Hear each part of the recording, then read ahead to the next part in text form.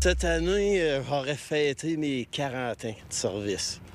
Puis là, je ne sais pas c'est quoi je vais fêter, là. Le fabricant de meubles Bestar ferme son usine à Lac-Mégantic. Jeudi, personne n'a travaillé parmi les 175 employés et membres de la direction, même que les ouvriers du quart de nuit n'ont pas fait leur journée. C'est la fin immédiate des opérations manufacturières de l'entreprise. Nous avons rencontré nos employés ce matin. C'est une journée pour eux aujourd'hui. On va les soutenir. C'est sûr que là, on a toute tendance à broyer du noir sur le coup. C'est pas facile pour personne. C'est quoi l'avenir pour vous aujourd'hui? Aucune idée. Il faut s'accrocher, puis continuer. Là, la vie continue. On avait beaucoup amélioré les conditions de travail des employés ici. Ça fait que les gens perdent un pouvoir d'achat. Tu te retrouves une job à 20$ de l'heure, là. T'en gagnais 25, 26, 27$, là.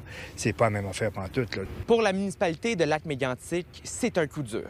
C'est un choc pour la communauté, c'est sûr. C'est une entreprise, un pilier économique de notre région depuis près de 80 ans. Avec des pertes comme celle-là, si importantes, ça vient fragiliser. Il y a des impacts indirects aussi sur les autres entreprises autour. Donc, dans les prochains jours, il va falloir s'occuper de tout ça collectivement. Le secteur manufacturier au complet est durement secoué présentement. Puis le fil conducteur, chaque cas est différent.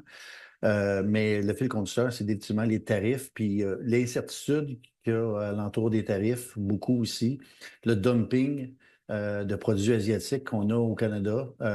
Donc, ces facteurs-là, l'inflation, donc c'est une tempête parfaite. Les tarifs américains font très mal et le dumping asiatique de la Chine, du Vietnam font en sorte qu'il y a une concurrence déloyale actuellement au Canada. Ce qu'on demande, c'est au gouvernement fédéral de prendre des mesures immédiates. Si on veut éviter d'autres fermetures, il faut agir maintenant. On n'a pas les moyens comme société d'attendre que tous ces emplois-là soient perdus et que ces travailleurs-là s'en aillent dans d'autres directions puis qu'on perde cette belle industrie du meuble qu'on avait au Québec.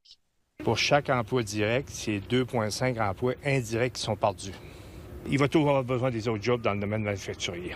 Il y a d'autres secteurs d'activité. Moi, je fais partie du SIAG et on vit la même situation à cause des tarifs douaniers.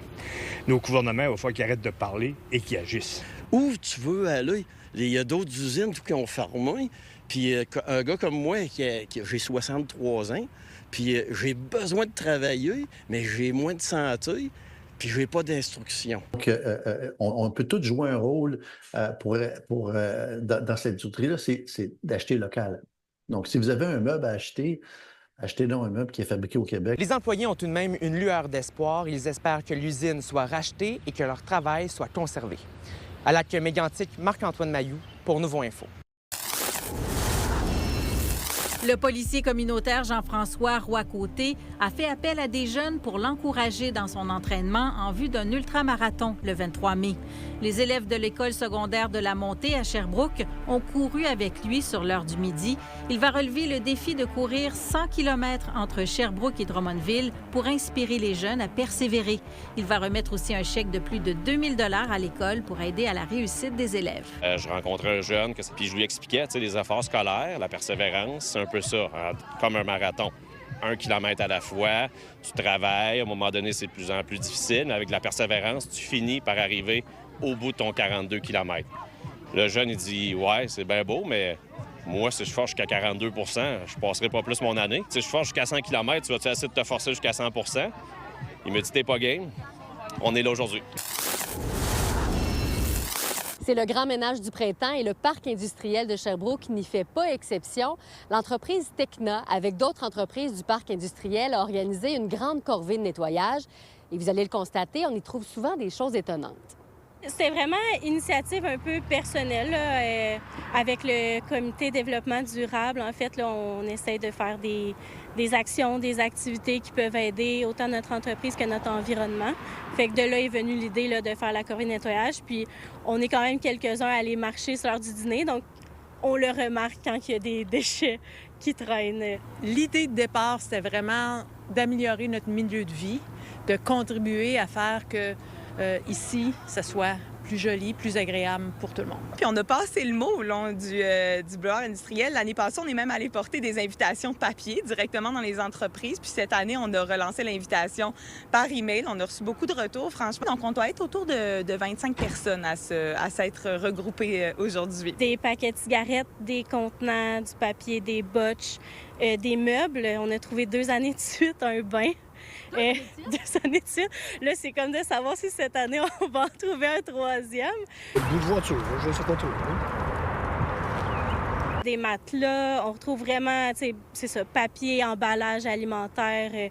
C'est quand même facile de jeter par-dessus la fenêtre là, les objets. Il y a des gens aussi qui croient qu'ils peuvent déposer toutes les matières à l'éco-centre, puis quand ils se rendent compte qu'un bain, bien, ça va pas à l'éco-centre, ça va au dépotoir, bien, ils s'en viennent dans les petites rues, puis c'est là qu'ils se retrouvent finalement. L'année passée, par exemple, on a retrouvé près de 420 livres de déchets dans la nature. Chaque année, il y a quand même des gens qui arrivent avec des trailers pour aller porter ça ensuite à l'éco-centre ou d'autres endroits. Le mot d'ordre, c'est que chaque entreprise se débarrasse des déchets qu'elle retrouve de son côté. Donc, chacun de notre côté, on fait vraiment notre tri de déchets. Puis ce qu'on retrouve, on ne le met pas nécessairement juste à la poubelle. On fait vraiment le tri avec ce qui est recyclable, ce qui est compostable. Donc, oui, un petit casse-tête, mais ça fait partie du plaisir. Tout le monde devrait faire ça partout, même dans les quartiers résidentiels. Prendre une petite heure dans sa soirée au printemps, puis on se met ensemble parce que c'est un happening, là. C'est le fun. On fait un barbecue après, puis c'est agréable. Puis ça rendrait les choses plus propres. C'est pas juste à la ville à faire ça, c'est nous qui avons jeté les choses par terre, donc pourquoi pas les ramasser? C'était la 5e édition de ce grand nettoyage dans le parc industriel. À Sherbrooke, Fanny Lachance-Paquette pour Nouveau Info. L'Orchestre symphonique de Sherbrooke et le Salésien collaborent pour une première fois avec le spectacle L'écho de nos jeunes années présenté ce soir. On est allé les voir plus tôt cette semaine en répétition. Jean-Michel, d'abord, j'aimerais que tu m'expliques un petit peu comment c'est né ce projet-là, cette collaboration entre l'OSS et le Salésien. Bien, d'abord, ça fait un bout de temps qu'on pense à peut-être essayer d'établir un partenariat parce qu'on est dans la même bâtisse. Et puis là, en début d'année, on a la direction du Salésien qui est venue nous voir pour nous parler d'un projet avec les finissants qui serait peut-être intéressant. Puis là, bien, tout de suite, on s'est dit, ben oui, ça fait déjà des années qu'on y pense, mais qu'il n'y a pas eu d'action concrète dans ce sens-là. Puis là, on a développé le concept que nous, on allait présenter un concert de musique classique avec les musiciens professionnels, donc de l'orchestre, qui allait être habillé par les jeunes Salésiens, donc au niveau de la mise en scène, au niveau de texte qui allait être présenté. Il y a de la danse, il y a toute une narration, il y a une trame narrative au travers tout le spectacle. Ça, c'est vraiment le côté artistique qui a été assumé par les jeunes Salésiens. Fait que ça fait vraiment un très beau projet.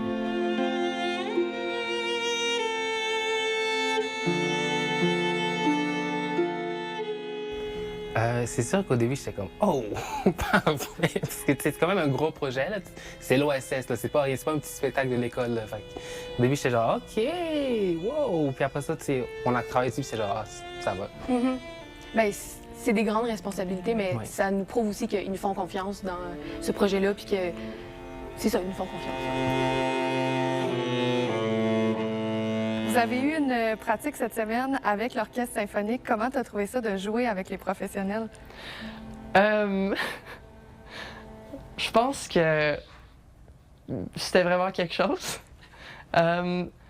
J'étais vraiment là dans le moment, j'étais présente dans le moment. Et honnêtement, j'étais plus genre surprise par le fait que je suis là sur la scène avec eux, puis je joue avec eux.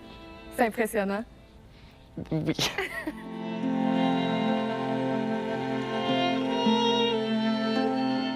Mais c'est vraiment intéressant d'avoir un peu de input d'adolescents comme ça, puis de voir comment ils voient les choses, comment la musique classique va les toucher et ce que ça inspire. Puis c'est vraiment incroyable et fascinant de voir ce que ça a créé chez eux, le choix des pièces classiques qu'on fait. Donc là, c'est une première collaboration, celle-là. Est-ce qu'il y en aura d'autres? Bien, j'espère. En tout cas, ça s'est bien passé jusqu'à maintenant.